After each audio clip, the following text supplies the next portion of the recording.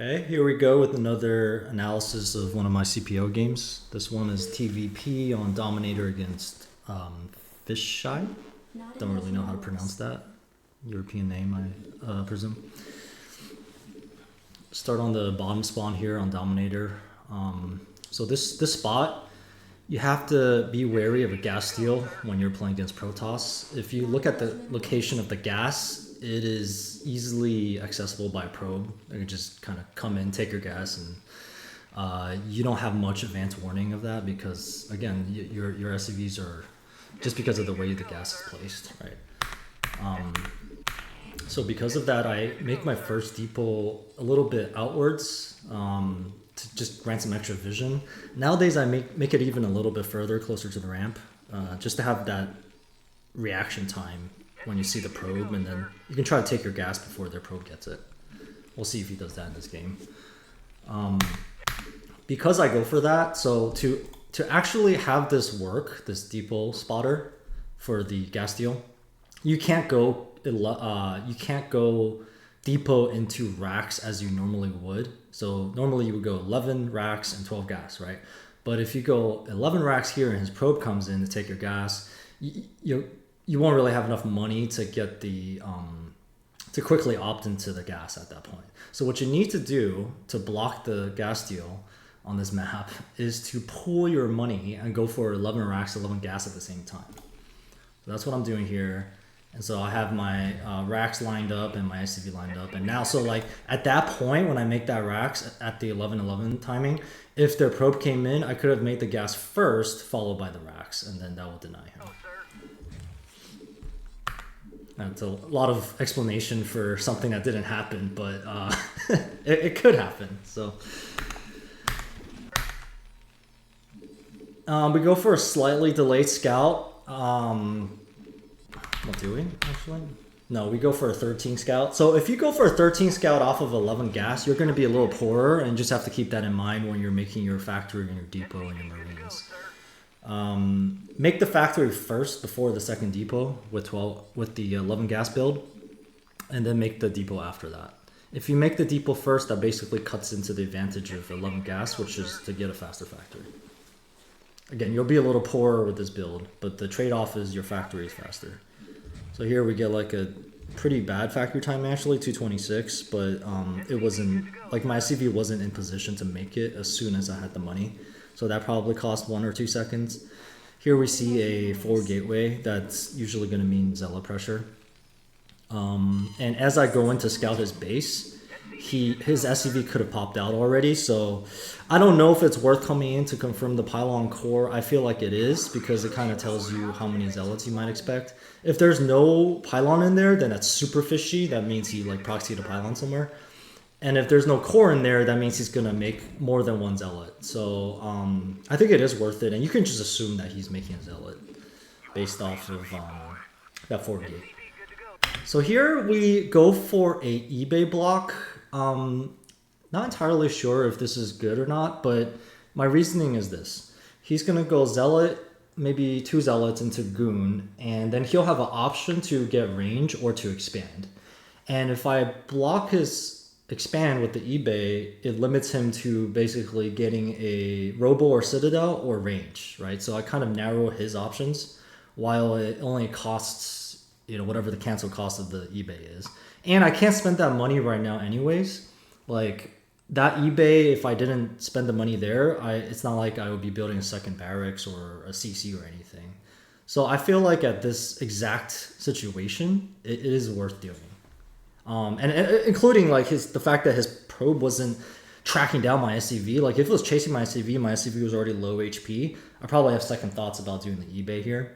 But that SCV is pretty healthy, so it's going to get the eBay completed to a lot of hit points and really ruin his expansion timing if he was trying to go for that. Oh, there we go. So his probe finds our SCV, and I start fighting it to make it go away as I'm microing this battle here. We have a pretty good SimCity here, kind of like kill his probe and took 0 hits on the Marines. So now it's going to make me like more confident in moving out to secure my natural. That SCV, I just sent 2 SCVs on a mineral walk outside to gain vision against a zealot. So now I see, yeah, it's just, okay, now it's 2 zealots. So that lets me pull back, right? Like what you don't want to do is come onto this ramp with the Marines first. You don't know what's there. There could be 2 zealots standing right there and they just slash your Marines up. And now, you know, it's going to be really hard to get up the ramp. So that's why I sent those 2 SCVs first. With the mineral walk from the vision gained by my eBay, which I have now canceled.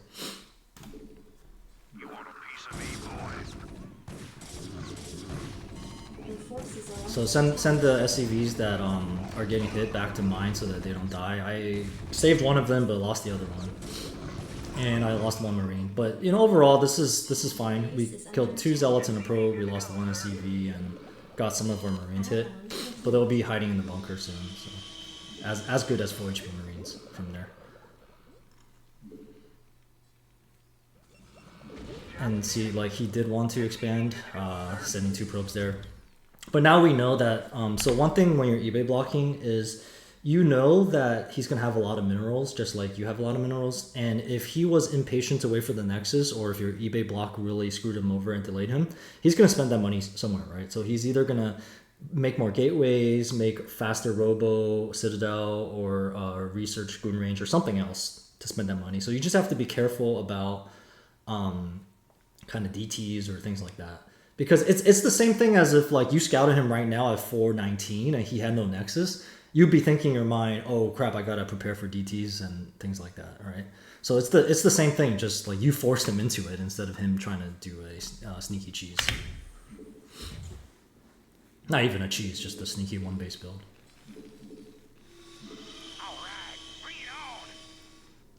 There we confirmed that he still had no Nexus with the Vulture. So we should be dropping eBay pretty soon here. I think this might have been a little greedy to not drop eBay. I don't know if we were gonna rely on like our relatively timed mines or not, but I think if you went to Citadel, we could have just lost that, right? So yeah, a bit of a risk. But I guess to counter that, like we don't think he has proxy DTs, which would like really make them hit faster. So all the DTs that he makes has to come from his base, right? And then like we can mine up for that and buy time for our turrets to come up. So maybe it's an okay play because of that. Research complete. So we have our vultures pre-positioned at different places so that we can mine up as fast as possible. And like I didn't have all 3 in one spot, right? So like we can mine our front and his third at the same time, basically. That'll be ideal. We saw his goon eat a mine, but then no more mines get eaten. So sometimes when they go DTs, they try to just eat all the mines with their zealots and goons. Because he's not doing that and because he's staying back, I'm ruling out DT at this point. And now we're kind of mining the edges of the map to get advance warning for a drop. So if he sends a shuttle from his base to our base, it's likely that it's going to be caught by one of these mines. It's not perfect because there's a big gap between this mine on the left and this mine here, and his robo could be here and fly in the middle. So that could be a detail worth tightening up on. You want to make a ring around the Protoss, right? This is kind of like, has a lot of gaps. When I make a lot of vultures like this, I usually like to get speed for them because then they can kind of whiz around and kill probes, harass them, and just generally be a nuisance. When the Protoss see speed vultures, I think they're more hesitant to do things like go down on the map. So even showing them is okay. It's not the worst thing. We're going for 1 factory armory build. It's a pretty standard build. Nowadays, a lot of people like going 2 factories before armory. It's sort of a stylistic thing, like people are going to say that 2 factory gives you more pressure. Of course it does, but you do have to be very good with speed vultures and aggression to manage that while continuing to build out your base and continuing to not miss SCVs, right? Sort of easier. I think it's easier to play one fact armory for sure.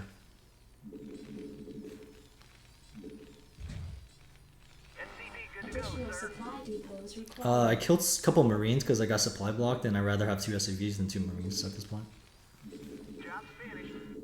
Research complete. So general build order for 1 fact armory is just, you know, you get your factory, you get mines, and speed is optional. You get the armory, and then you go into eBay, second factory, and then academy. It's a pretty standard build that gets you all your infrastructure at a reasonable time. Like, the reason you don't want to delay academy too much is you need to confirm if you're going carriers. So there's, you know, unless you get a scout of their base somehow, either with SCV, a vulture run by, or a drop, you have to confirm what tech they're going. Because if it's carriers off a 2 base, it might be, you know, too late if you make a late academy. Your forces are under attack. Here we see his taking his 3rd with the bunch of goons, so we try to go for a backstab, but he has a lot of goons at the front as well. And we try to go there to see if there was a probe that we could kill, but there was not. So he, you know, based on his goon count, I feel pretty good right now that he's not teching super fast, right? You can't afford all of that. He's just been pumping nonstop goons, right? So then, because of that, I am thinking about just getting a forward position with my tanks, because tanks in siege mode will trade so efficiently with that many goons, and we'll see him coming from a mile away with those mines anyways, which he has not cleared, by the way. And because he has so many goons and he's gonna have late tech, it means he can't have, like, you know, 2 shuttles with speed upgraded and reavers and then bombing my base right now as I'm trying to come out, right? That's why I'm taking advanced position here. If he doesn't clear, as long as he doesn't clear those mines I laid, I feel comfortable, you know, kind of doing whatever. Like, when you have this much map vision, you feel really comfortable as turn. I'm sure it's the same for the other races too. So what he should be doing is taking like 2 goons and obs and just clearing all of those out. And then it'll be dark for me, and I don't know if he has 30 units next door to me or 30 units at his rally point. Okay, so he's starting to clear some of those mines out at this point. So because of that, you know, I need to be more careful with my rally point.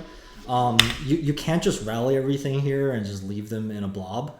What you need to do is actually space them out a little and siege up your tanks here as you're doing other things, okay? Because they can just, once they clear out those mines, again, their whole army could be here. They're waiting for their speed zealot or speed shuttle upgrade to finish, and then they could just come in and kill your entire rally point if they are observer solid, right? But if you set up nicely in advance, then they can't do that play. That was something I've had to learn the hard way many times. All these sorts of little details is kind of what makes the game fun, but at the same time, it's also brutal if, you know, things, if you just lose and you don't look at your replays and see why you lost, then of course you're just going to keep losing to the same thing. And that same thing might not happen every game, right? There might be 1 out of 10 games when the Protoss takes advantage of a mistake like not sieging your rally point, but if you don't look at that 1 in 10 times and think about it, you're just going to keep doing it, and you won't know why you lost, ever. So, really hard game.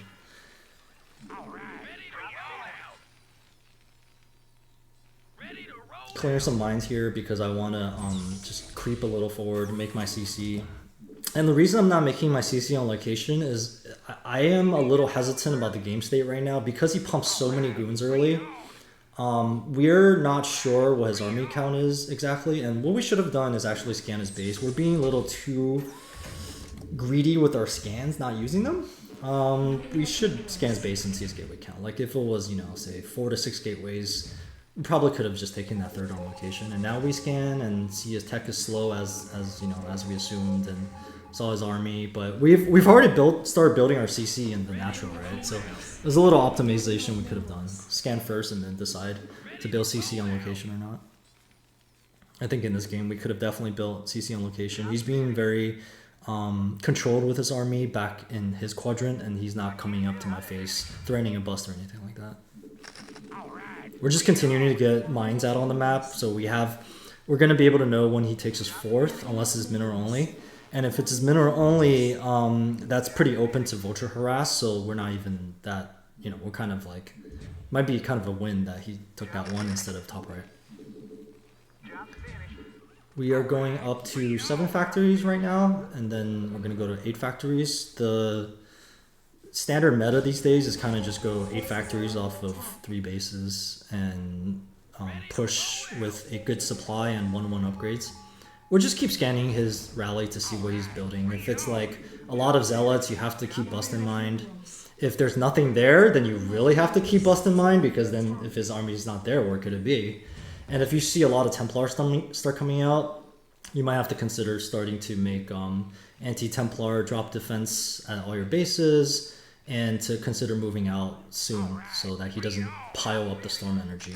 Like, you need to get him to start using up storms instead of banking like 2-3 storms per Templar, and then you can never push at that point. Not enough minerals. Well, you can never push quickly at that point. Here we have 160 supply at around 1230, which is reasonable supply to have. And we see that he's taking his 4th, so we feel pretty decent. Like, at the same time that we're taking a 3rd, we feel like we're in a good position. Just with this high supply count, you're basically bust proof, and the only thing that can mess you up is like tech plays by the toss, like storm drops, recalls in your main, carriers, things like that. So we feel pretty good at this point. Just setting up some anti-drop and bust defense at our 3rd before deciding to move out onto the map. Add-on. Gotta cover your bases and get vision ahead of where you're trying to go. So we see the path is wide open, no observers, no army. So that means we can advance to at least half that distance before the vision from the comsat disappears. So that's exactly what we do here. I think we, you know, it's easy to criticize any push, right? There's always something you can do better. You know, we might have like gone a little bit too fast here. Like, those tanks should have been sieged already. Like, what if he came in at that point? And his first arbiter does come out, but it's only gonna have 1 stasis at this point. Your forces are under attack. So again, here, like, you know, we could have done some things better, right? Like, we could have sieged more, advanced more slowly, saved our vultures a bit. And see that siege now, his zealots are on top of us. This trade is starting to get a little bit worse. His goon count's not too high here. I don't know if he like had some goons elsewhere on the map, but overall, the fact that he did not pull back all of those goons after his zealots left, and he did not take a 5th during this time, I'm gonna say that is an even or better trade for us, because we're gonna be able to start just pushing from this position once our units are removed from stasis. So we still have a decent tank count, whereas his goon count is kind of low. And I've said this before, and you probably heard this many times, but when the Protoss loses all their goons, it's gonna take him a while to rebuild. And if you have a lot of your tanks still alive, then it's good to keep pushing and putting on pressure.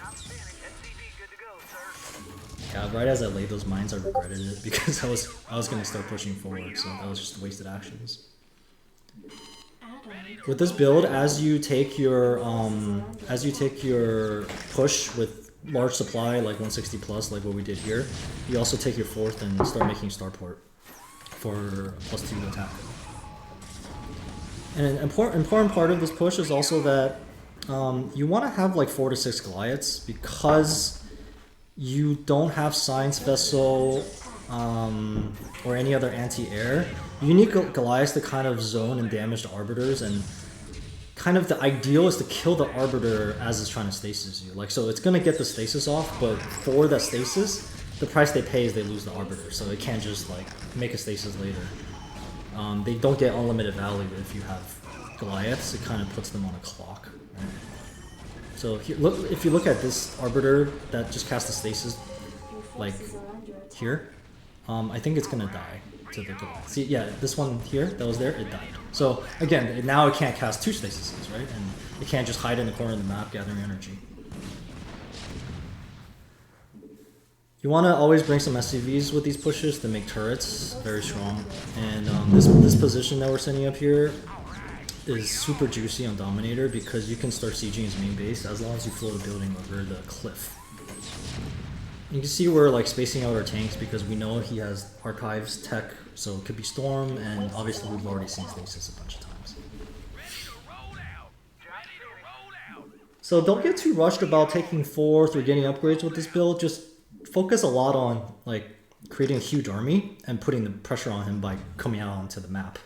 just with that alone, Protoss is going to have to react. Like, they can't just take 3 bases at the same time when they see that. They have to do something. They have to fight your army or try to wrap around and counter. And the counter to his counter is to mine up the flanks so that he has a hard time actually going around. And by the time he goes around, you're either on top of his base and sieging in his rally point, and then relying on your own rally to clear his counter, or you have time to go back and defend. Those are the 2 primary options. So now it's just a matter of cleanup. You can easily still lose the game at this point, by the way, and the reason is that he could recall your base, he could just mass 200 in his main without you knowing about it, and then like recall your push if you're not looking. Like there are still a lot of ways to throw, so you just have to continue being methodical with the push. Like, you know, space out the tanks, move slowly. Don't just unsiege everything and move. You can like so easily lose the game doing that. But now that we have a couple tanks sieged up front, it's becoming harder and harder for him to come back. So, and then that's game. So hope this was helpful. Thanks for watching. It's basically like demonstration of the build I've been using these days, which is what the meta is. So to recap, it's 5 factory off of 2 base, and then you take your third, depending on your scouting information. So it could be anywhere between 8 minutes. Like if he's going uber fast tech with no units, you can just take, you can take your expansion at 8 minutes, right? As soon as you make your 5 factories. Or as late as 10, 11 minutes. If he, like, for example, cut probes or something and made 10 gateways, then you can't just take your expansion on the spot immediately, right? You have to kind of build up your army first. And the scouting also informs how many units you should be making out of your 5 factories. So just because you made 5 factories doesn't mean you need to use them at all times and keep them running, right? So if he's not making anything, then you don't have to make anything. You can just take your third faster. Once you take your third, you go up to 8 factories, you skip starport, and you just try to mine up the map, do some little scouting harass with a couple vultures while you mass up. And once you get to like 150 to 180 supply, you start moving out onto the map and establishing pressure on him so that the Protoss can't just take 9 expansions and get carriers or do whatever they want. Because if you do nothing and the Protoss does nothing, it's going to be a really hard game for Terran. The Protoss is going to have an easy game. That's just how it is. What else? So yeah, after that move out, the 150 to 180 supply move out, you then take your 4th base behind it with a starport, and then go up to 9 or 10 factories, or even more. But you start working on your +2 upgrades at that point. All right. Again, thanks for watching.